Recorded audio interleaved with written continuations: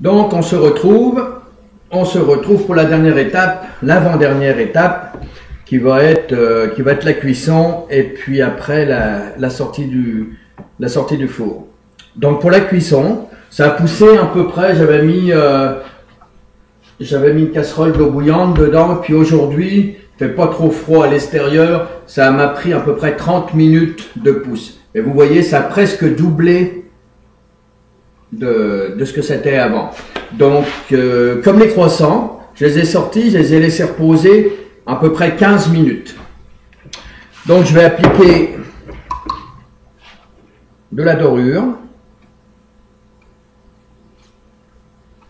Donc, on y va délicatement. On prend pas le pinceau et puis on tape pas dessus comme ça, parce que c'est sûr que vos chocolatines vont retomber. Et là, vous allez me dire, chef, ça marche pas. Les chocolatines étaient plates. Donc, on y va tout doucement. Voilà.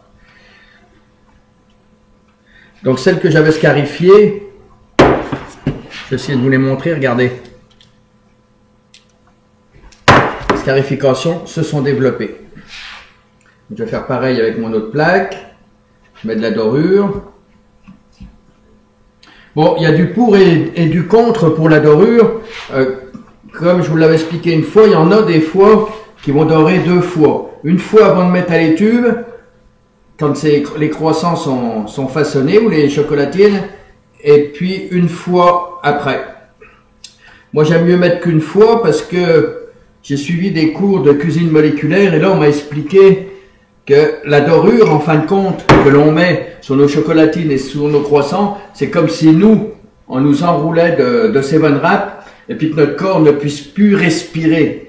Donc, nos pores seraient bouchés et c'est pareil avec les chocolatines ou les croissants. Si on met de la dorure avant, ils vont pousser moins vite, voire pas pousser correctement. Donc, ce n'est pas recommandé de les dorer deux fois, mais il y en a qui font ça aussi. Je n'ai rien à dire contre ça. Toutes les méthodes sont bonnes pareil, mais moi j'ai opté pour celle-là. Moi c'est ma façon de voir. Donc là mes chocolatines sont prêtes. Je vais les mettre au four et puis dans 20 minutes on se retrouve.